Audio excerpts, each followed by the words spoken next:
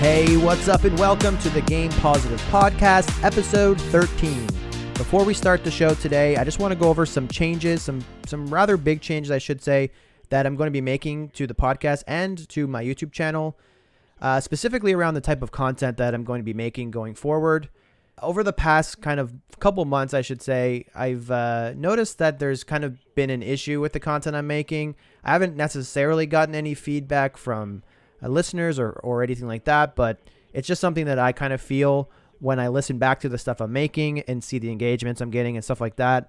And most of that derives from the fact that I am essentially producing kind of reactions and rundowns of news that has been happening within the industry, which is cool, like on its own. A lot of podcasts do that. Most podcasts, I would argue, do that. However, the problem with me and this podcast is that I just have very limited amount of time to dedicate to this and to basically any of my hobbies, simply for the fact that I have obviously a full-time job like many of you do. I also have a child, and I kind of have this rule where I don't like play games while she's awake unless I'm playing games with her. So typically on any given evening, I usually have like 1 to 2 hours around there to do anything for myself. I also wait for my girlfriend to fall asleep typically before I do anything as well. So it's kind of limited time there. And I spend a lot of that time prepping and writing scripts and kind of gathering news and stuff like that for episodes and YouTube content. But by the time that those episodes come out or the YouTube videos get edited, the news at that point is already kind of old. There's been tons of other people that have already covered it and done amazing jobs. And when someone comes and listens to my podcast, they're typically going to be hearing things they've already heard, news that's been repeated several times already. And honestly, I just don't know if that's super interesting. And honestly, like when I started this podcast, that's definitely not the type of content that I envision making. I kind of just fell into that trap because I wanted to get stuff out there. And admittedly, that kind of content is really easy because it doesn't require, like, obviously a lot of research. It's mostly opinions and reading articles and stuff like that. So, yeah, I just kind of want to move away from that type of stuff. The worst part, like I had kind of alluded to, is that as I kind of struggle to still find time to play games, because that's in terms of my hobbies, like the podcast, YouTube, and playing games. Like playing games is number one. I definitely don't want to do anything that's going to drastically take away from that time. But as I try to keep up on my games, keep up with my friends in multiplayer games, and then make content for the YouTube channel and the podcast and try to get that out at least weekly, I'm really not getting enough time to discuss the type of things and make the type of content that I really aim to make in the first place. So how am I going to fix this? Well, first of all, I'm going to stop attempting to make content surrounding recent news in the gaming world, both on the podcast and in YouTube. I still am going to offer takes on different news items and stuff like that over Twitter because that's like super quick and super easy. So if you aren't following me on Twitter, make sure to do that to keep up with my opinions on all of the stuff that happens in the gaming universe. But in terms of the podcast and YouTube, any kind of opinions or takes on different news items, for the most part, are going to be based on any user questions I get. So if there is a particular item in the news that you want my opinion on or you want me to discuss, please send me a message on Twitter, on YouTube, email, any type of way you can get in touch with me. Any questions that you ask, I will answer on the podcast. So that's where the majority of the news stuff is going to come from. And the type of content that is going to be the meat and potatoes of the podcast and the YouTube channel is going to change a little bit. So, or I guess you could say change a lot. I have a few ideas for different types of segments I want to do, and I'll run those by you right now, and I could add or subtract to that list as well as time goes on. But podcast episodes going forward are going to be at least one topic within this list, or one type of topic from within this list. So let's just get right to the list. So first up, I wanted to do a series called What I Love About, which I did talk about a while back if you've been with me for a little while. But I wanted to bring that back because I never really got to do that fully. And What I Love About is going to be similar to a review type content. It's going to be like a closer look at a game that I really love, whether that's a game from like the original Xbox or further back or up to a recent game. And it's going to kind of talk about like why I like that game so much, what makes it good, how it came to be, and some of the reasons why I think it separates itself from other games in the genre or in the industry, like more kind of in-depth discussions on a single thing. That's kind of the theme of all of these. The next kind of series I had in mind was a series that I don't think I talked about yet, which I had planned on doing for a while. And that series is called In Defense Of.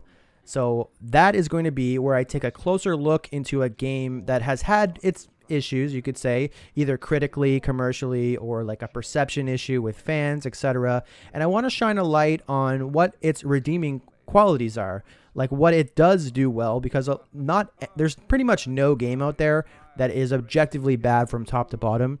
Even games that people have like a really bad opinion of, there's always something that people have worked on within that game that deserves to be praised, because just shipping a game in general is a miracle when you look at how much work is involved with it.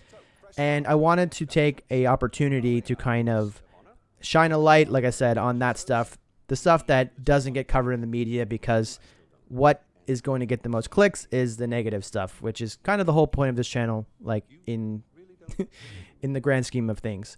Next up, this is kind of going to be my, I guess, take on news going forward. And that's going to be offering up a kind of more in-depth analysis on like a very specific event, like a more focused kind of discussion on one topic. An example of that is actually going to be this episode of the Game Positive podcast, where I'm going to take a deeper look at the deal between Bethesda and Microsoft, specifically on how it's going to change the Xbox brand in unique and interesting ways, and basically talking about a lot of stuff that's not being discussed, as the focal point of that deal seems to be centered around exclusives and stuff like that.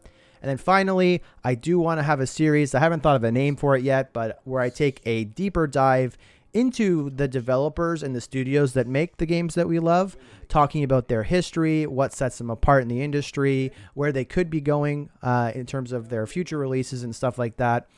And yeah, basically what's going to happen is, I'm not sure like what the output's going to be like in terms of how many episodes a month, etc. At the bare minimum, I think once a month is attainable. Maybe bi-weekly would be kind of a really good goal to have. So yeah, TLDR, the content that you'll hear on the podcast going forward is going to be changing a lot. It's going to be centered around those 4 types of discussions that I had listed. I may add more to that as time goes on, but as of now, it's going to be those 4 different things. I'm still going to talk about what I'm playing at the beginning of each episode. Like I said as well, I'm going to be answering questions that anybody may have, even if that is regarding like recent news and stuff like that. I am going to be highlighting Game Pass Game of the Month still, but everything else going forward is going to be a more focused, unique discussion, hopefully something that any listener can gain some knowledge from or be entertained by. This is really the type of content that I always wanted to make. I don't know why I waited this long to get to this point. To be honest, I was extremely inspired by the first episode of the Second Player podcast, with the interview with Insipid Ghost specifically, where he kind of talked about some of the pitfalls that new podcasts can often find themselves in, which I found myself in pretty much all of them. So yeah, I really hope you enjoy this new take, and without further ado, I've already been talking about this for too long. We'll jump right into the regular episode. All right, first up is going to be what I'm playing. I actually just completed New Super Lucky's Tale with my daughter the other day, which was fantastic. We beat the first game, Super Lucky's Tale, and New Super Lucky's Tale is essentially just the first game with all the DLC, so we ran through it a second time. That game is really, really awesome. I want to do a quick shout out, honestly, to the co-pilot feature within the Xbox ecosystem. If you're a parent with a young child who's kind of just learning the ropes, when it comes to playing games, a lot of times they are going to have difficulty like on the sticks. So with co-pilot, I'm able to kind of control Lucky with the thumbsticks and handle all the movement, while my daughter handles like the jumping and the tail whips and stuff like that, which is really, really fun. The game honestly is a pretty decent platformer as well, especially if you get to the Guardian Trials, which was DLC in the first game, but it's included in the new Super Lucky's Tale, the base game.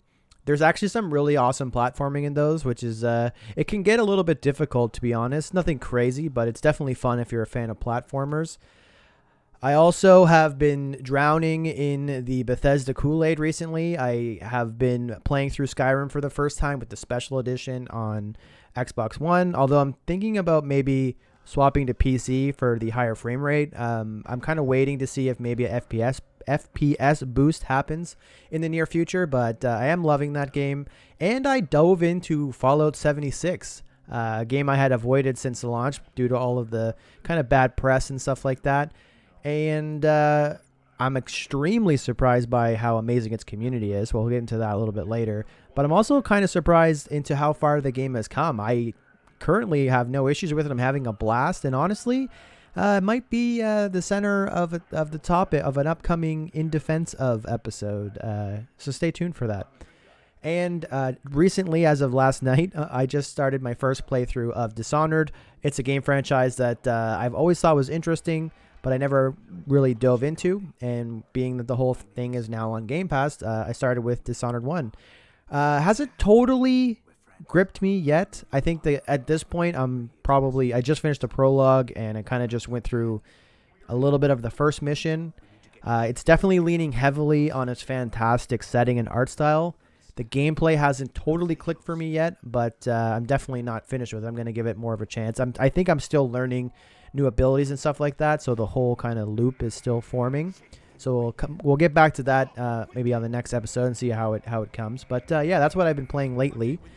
Game Pass Game of the Month this month is also a recent addition to Game Pass, and I'm recommending that you 100% check out The Evil Within. It's a criminally underrated survival horror game made by Shinji Mikami, who is literally the creator of the genre in the Resident Evil, the first Resident Evil game, and also the creator, coincidentally, of the best survival horror game of all time, in my opinion, of course, which is Resident Evil 4. And The Evil Within is kind of like a middle ground between Resident Evil 4 and the original Resident Evil. It borrows a lot of the kind of more modern mechanics of Resident Evil 4 with an over-the-shoulder camera and a little bit more action, but it's still very kind of creepy and scary, similar to the original Resident Evil. The kind of, I won't get into any spoilers, but one kind of thing within the plot is that it takes place in a mental asylum, so take that for what it's worth. And your character, because there is kind of a let's just say cerebral or spiritual, psychological element to the setting and the story, they're able to use that to kind of change the world at any time, whether that's making it extremely creepy or making it extremely normal. And that kind of unpredictability really adds to the tension in the game, which is exactly what you want for a survival horror. So 100% recommend checking that out. I'm not 100% sure, but I think the DLC could be included. Don't take my word for that, but the DLC is actually fantastic as well. It is kind of a side story that really wraps up the whole story. It's not 100% needed to enjoy the game, but it's a really cool thing to experience after the game. Next up, we have some actual questions this week. First one being from CJ from secondplayer.net, which is a fantastic website that is designed to help support and promote independent podcasts like myself and many others. 100% recommend checking that out and giving Second Player Net a follow on Twitter to keep up to date with the latest in indie gaming podcasts. And his question was, if you could wish for a sequel or a new entry in any game series into existence, what would you choose?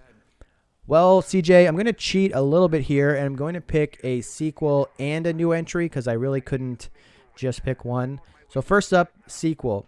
The first thing that came to my mind when I thought of a sequel that I really would love to see is a sequel to the one-hit wonder, I guess we can call it, Breakdown on the original Xbox that came out in 2004.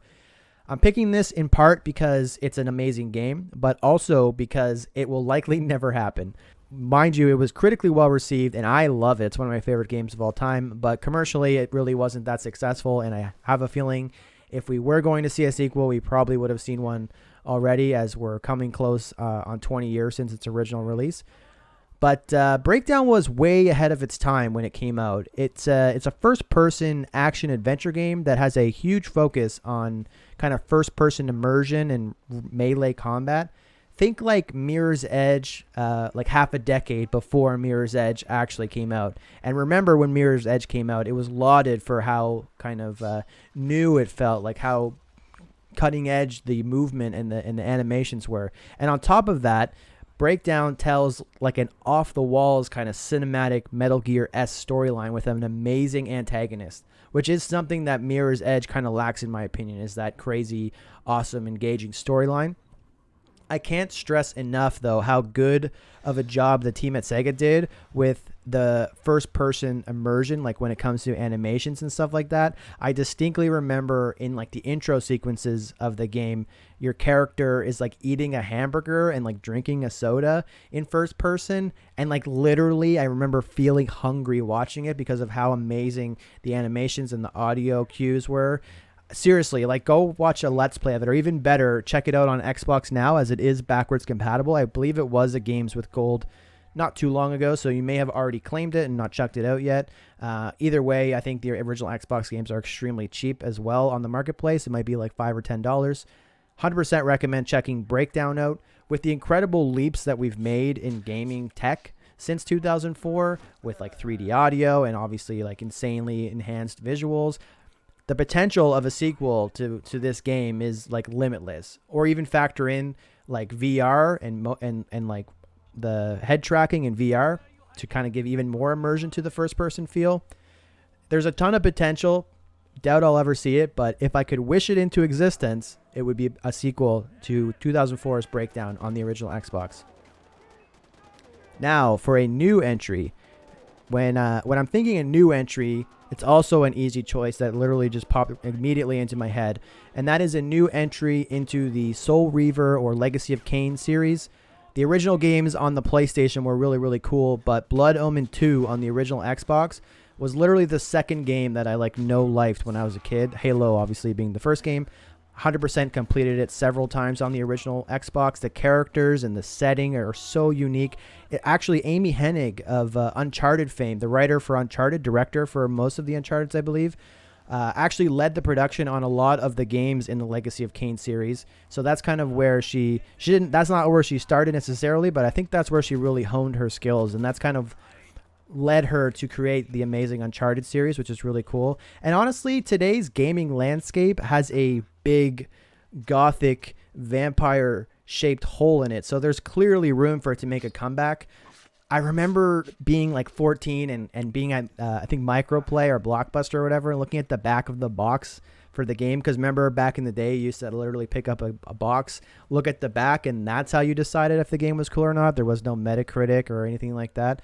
And I remember looking at the back of the box, and there's just that image of Kain, the protagonist of, kind of a protagonist anyway, of Blood Omen 2, and he's standing above a corpse and literally sucking the blood from the corpse up into his mouth, like this huge stream of blood. And that's how Kain the vampire like drinks blood in the game, and like that's how you heal. And I just remember thinking that was like totally badass. And that screenshot alone on the back of the case is the reason why I bought the game in the first place. And yeah, I've been in love with it ever since. There was a sequel to that, I believe, called Legacy of Kain Defiance, also on the original Xbox and probably on PS2 as well. But I think since then, it's been dormant. Just imagine like a new game in that series in like the style of God of War 2018, like with that tight over-the-shoulder camera with like very visceral in-your-face combat with like a wide linear semi-open world. And hey, as far as I know, Amy Hennig is still available. I don't know if she's working on anything right now. So I mean, it's wide open, guys. Let's make it happen. But yeah, that is what I would wish into existence for a sequel. And that is what I'd wish into existence for a new entry. Thank you so much, CJ, for the question. And also on a side note, thank you so much for all of the help and support you've given me with this podcast via Second Player and everything there. Can't thank you enough. Okay, and now for the main topic of today's episode. Bethesda officially joined forces with Microsoft as both the North American and European Trade Commissions have approved the acquisition. And in a roundtable interview yesterday, Phil Spencer confirmed that the deal was, in fact, all about giving new exclusive experiences to platforms where Game Pass exists. So now that the exclusive question is answered, that's the end of the whole discussion, right? Not exactly. While I understand why this was the focal point of this whole deal, I have always thought the impacts of it go way, way, way deeper than that. I think this is a massive turning point for Xbox and will change the brand forever, or at least has the potential to change the brand forever, and that's for the better, honestly, obviously. There's three main aspects of this that I think about when I think about how this will affect Xbox going forward. And those three things that I'm going to talk about are legacy, community, and knowledge. So let's start with legacy. When you look at Nintendo, obviously the first thing that comes to most people's mind is Mario or Zelda, right? I think a couple days ago on March 10th was Mario Day, where you have massive retailers like Walmart and GameStop or EB Games or Amazon or whoever that have like Mario Day, like March 10 Day sales and specials and all kinds of stuff on their socials, similar to like May the 4th for Star Wars Day, right? Extremely iconic characters. And Mario as a like game was I don't know if it was the original platformer, I doubt it was, but it was essentially the game that put platformers on the map. And it basically elevated that genre to essentially be like the first person shooter of the 80s and 90s in terms of the most popular game genre, right? It's extremely, extremely iconic. It's something that has been a huge part of Nintendo forever, and it's probably the most recognizable figure in all of gaming. Nintendo has and will likely always have the greatest legacy of all game publishers ever. It's just massive, right? You look at Sony. Sony was around longer than Xbox, like mid-90s is when the PlayStation came out. And if you play the game Astrobot Rescue or Astro's Playroom, sorry, I confused that with the VR title. If you play Astro's Playroom, which is a free game on PlayStation 5, it is gushing and dripping with nostalgia. Every single scene in that game, if you're playing one of the main levels, you'll always find little Easter eggs of the little robots like reenacting a moment from a classic PlayStation game, like a recognizable moment. And the main hub of that game, they have like huge like recreations of different PlayStation platforms, different PlayStation hardware that you can kind of walk around and inspect. And the entire time I'm playing that game, I have a smile on my face remembering all the awesome things I've played from PlayStation 1 up until PlayStation 4, right? It's just gushing with nostalgia.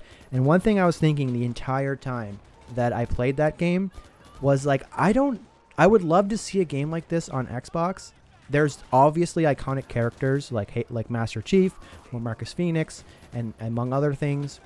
There's a lot of iconic characters on Xbox, but I don't think that they necessarily have the cachet or the legacy yet, despite being around for like almost 20 years. They don't have the legacy yet with its first party characters to even create a game like Astro's Playroom. And that sucks, obviously, right? Like if you're an Xbox fan, like you want to be able to have an experience like that where you're just filled to the rim with nostalgia and you're just like having all these awesome memories and experiences in something like that. And I tried to plan out like how that game would work in my head, an Xbox version. And after like Master Chief and after Marcus Phoenix, like, yeah, there's other things like Conquer or Banjo, but like still it doesn't have that legacy that Sony has, and it's way away from any legacy that are catching up to Nintendo in terms of legacy.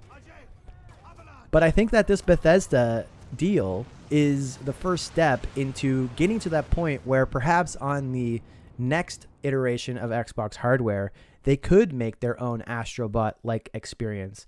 Because along with Bethesda comes a metric ton of gaming legacy. What is the most popular genre right now? I said it earlier in gaming. Likely first-person shooters, right?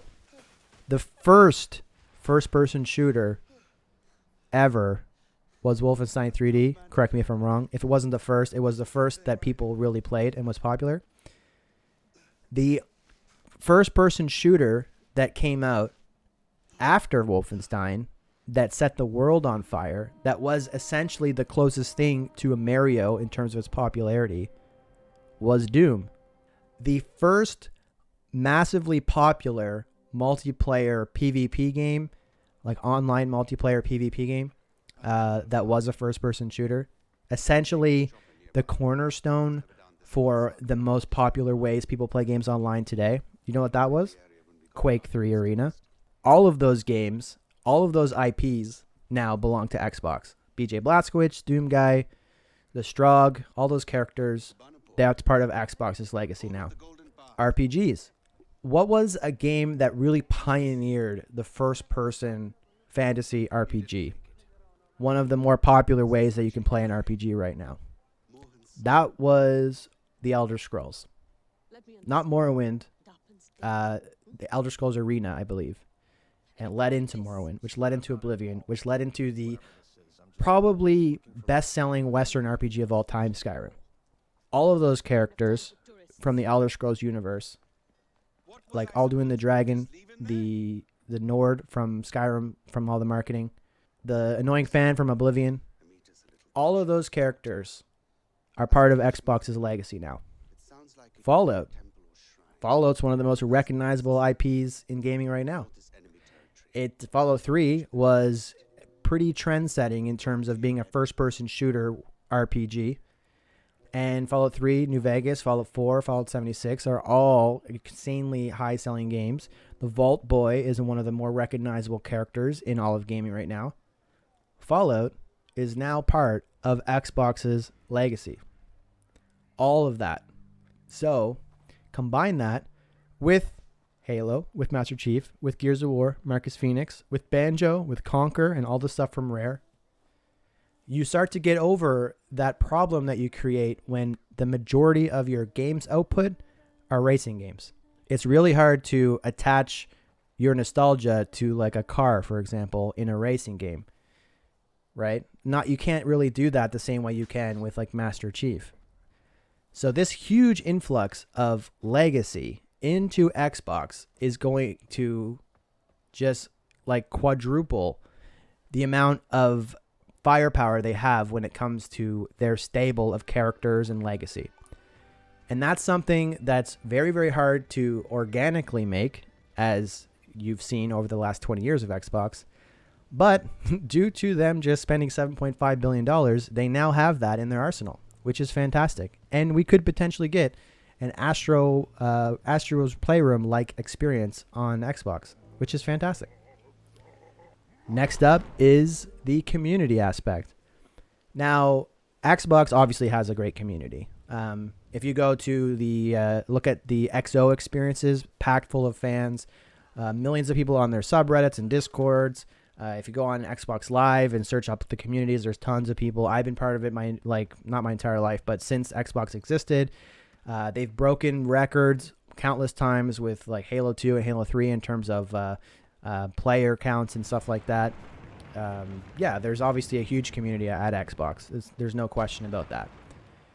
But one of the biggest communities in gaming also is the community surrounding Bethesda games. The Bethesda E3 conferences are always packed. QuakeCon has been an annual event, and it's probably one of the longest running annual events in all of gaming. That also adds to that legacy argument I was talking about earlier.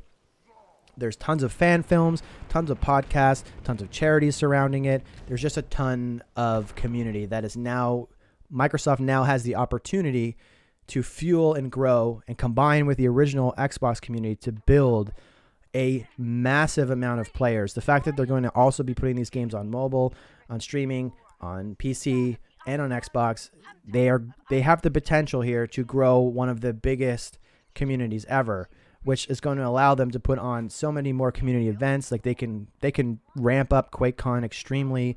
XO is going to be bigger than ever, right? They could have other events intermingled between. Like they're going to have a huge worldwide fan base, the likes of which they've never had before, which is fantastic. And I personally, over the last week or so, I spent like almost an entire evening just kind of dabbling into the different communities that that are surrounding these Bethesda games. Because I never really, like I played Bethesda games, don't get me wrong, but I never really dipped my toes heavily into the multiplayer games that they have. And because of that, I never really had much of a reason to like hang out in the Discords, hang out in the subreddits, etc. So I didn't really know like how passionate they were or like how friendly they were, you know what I mean? And obviously it's hard to judge everybody in the community by like a couple interactions, but I thought that it was a nice anecdote to add into this topic, my experiences. So the first thing I did, which is kind of random, is I bought the Elder Scrolls cookbook because it was on sale on Amazon. I had been searching Elder Scrolls stuff, and Google SEO worked its magic, showed me the deal, thought it'd be a cool thing to do with my daughter, so I bought the cookbook, and we went and made sweet rolls, and I totally screwed them up, but I posted a picture of it anyway on social media because I'm not above posting food pics on my gaming Twitter account. And pretty instantly, honestly, the author of the book liked and retweeted it, reached out to me and gave me some nice feedback, despite how bad it turned out. And tons of strangers sent their love from the community to me, despite it being a total mess of a sweet roll, which was really nice. I was then kind of inspired a little bit to check out Elder Scrolls Online because I know that is a really popular game, one of their most popular multiplayer games. As I am downloading the game, the Bethesda client kind of suggested I check out this stream while I'm waiting. There was a, I guess, community approved ESO streamer playing. So I went to his stream. He was playing the Cyrodiil PvP mode, which is something I was not super familiar with. So I asked a question because in the PvP mode, he was actually doing a delve, which I thought was kind of confusing. A delve is essentially like a lost sector or like a PvE kind of like solo experience within the Elder Scrolls. So I asked the question in the chat, hoping that one of the viewers would answer it and not flame me for just not Googling it myself, obviously. What happened was the streamer actually pauses the stream, notices that I'm obviously new because I'm asking like a really noob question, explains what he's doing and why, explains how the Cyrodiil PvP mode works, walks me through kind of the gist of it, and essentially like interrupted his like regular schedule programming to walk a complete stranger, I'm not a subscriber, I'm just randomly showed up here, through how all this stuff works. And he had like, I think like either 1,500 or 2,000 viewers. So it wasn't like I was the only one there and he was just thankful that someone was watching. He had no reason to do that, but he did it anyway. And the coolest thing that he did is he showed me the ESOU Discord, which is one of the most mind-blowing Discords I've ever seen. It is Elder Scrolls University, or Elder Scrolls Online University. It is thousands of members, like thousands and thousands of members, and it's set up like a university. So there is different classes that you can sign up for where they'll teach you different aspects of the game. There is like professor of like PvP, professor of Night Blades, like different classes, professor of fashion, honestly, which is pretty awesome. And then obviously like social chat rooms where you can hook up with fans and like LFG stuff and the typical things you would expect. But how organized it was and how friendly everybody was, because I posted in like the welcome channel like, hey, I'm new, blah, blah, blah, blah, blah. And I was just bombarded with people offering support and help to try to get me into the game and set me up with all the information I needed to get started, which is not the same experience that you would get with every game. Like I've done enough Destiny LFG sessions to know that you're not going to get that experience with every game. So I was really, really impressed by that. Next up, I wanted to check out the Fallout community, especially Fallout 76, because I know that game had a lot of negative publicity, let's call it, at its launch and after its launch, especially with like Fallout First and stuff like that. So I was interested to see how much the community responded to that. Like, if did they sour on it? Were there still people playing, etc.? So the first thing I did was I looked at the Twitter account for the game director. I think his name's Jeff Gardner. And I noticed that he was shouting out something called Fallout for Hope for being like really awesome. I didn't know what that was, so I clicked on it and started investigating, like you do. And I found out that Fallout for Hope is typically an annual charity that the Fallout community does for St. Jude's Children's Hospital, which last year they actually raised over $100,000, which is insane. I had no idea the player base of Fallout 76 was that huge. And what they were currently doing was raising money for the weather crisis in Texas, which is actually where Fallout 76 is made. That's in the Austin offices of Bethesda, which was amazing. They had raised over $13,000, and they were on their way to $15,000, which was their goal, to help support people that were suffering due to the extreme weather conditions that they had a couple weeks ago in Texas. I replied to that tweet and said, wow, that's amazing. I had no idea how awesome the Fallout community and the Elder Scrolls community, because I'm coming from that ESO experience. I had no idea how amazing they were, so I tweeted that. Almost immediately, I was thanked by a host of Fallout 76 podcast called Chad of Fallout 76 podcast. And that's completely normal. Like, a lot of times if you give people a compliment on Twitter, they'll say thank you. That's completely normal. But then, like 15 minutes later, he responded again and said, hey, man, I just checked out your content and I really like what you're doing. And I was like, you just checked out my content? What? Like for reference, I'm a podcaster that averages 20 listens an episode. Half of those or more are just like my IRL friends that I had before this that would literally listen to anything I put out to just help support me. So realistically, about 10 strangers probably listen to this. And I looked at his account, and he has 360,000 listeners and like hundreds of followers or thousands of followers, subscribers, whatever. So he actually took the time out of his day to listen to my content, give me feedback, and then he probably noticed that I have an Extra Life campaign, and he offered to let me join their streaming group the next time that Fallout for Hope ramps up, because he obviously gathered that I'm interested in that kind of stuff.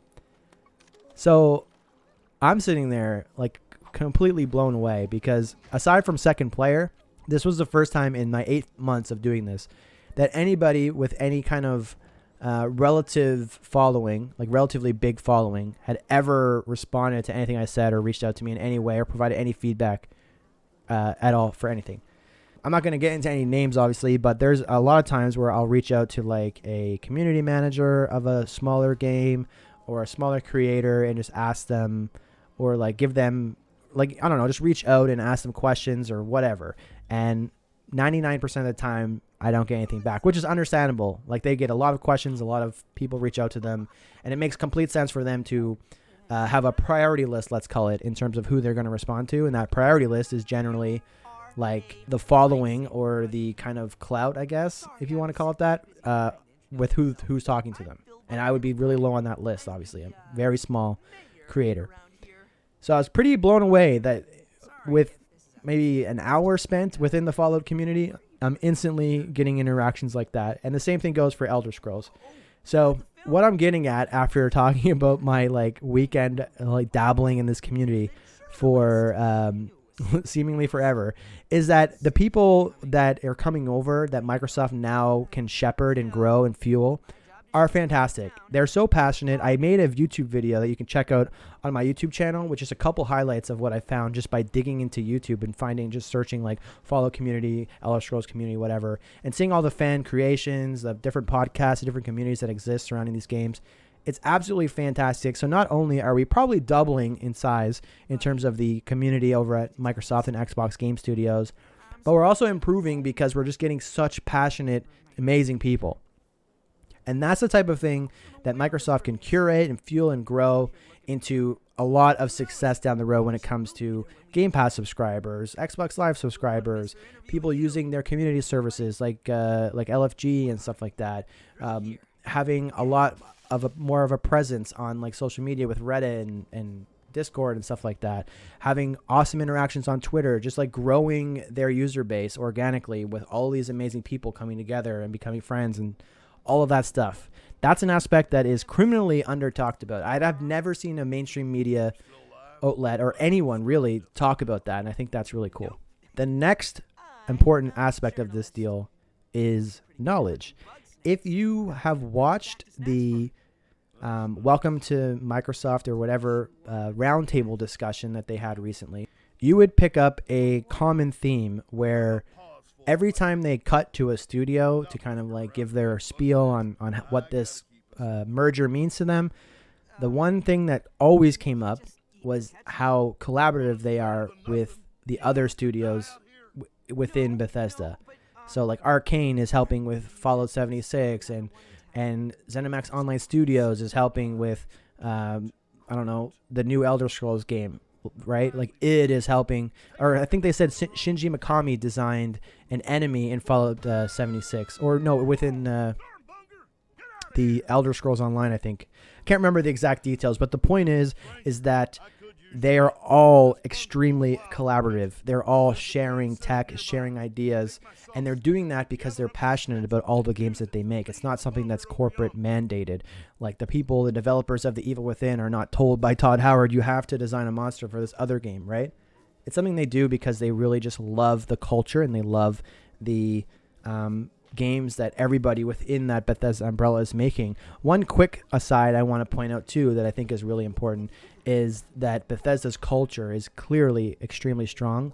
I actually watched the Making of Oblivion documentary not too long ago, like last week I believe, and I also watched the recent No Clip documentary of the making of Fallout 76. The Oblivion one was shot in 2004, and the Fallout one I believe was shot in 2018. So clearly a huge gap in time between those two.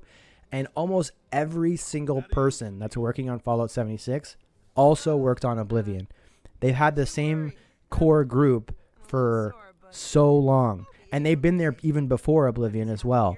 Where in the world where tech companies are cycling talent in and out seemingly every day, that kind of coherence and that kind of stickiness, I guess, that they have with their developers is clearly a sign that they really enjoy working in that environment and they don't want to go everywhere. They're really passionate about what they're making.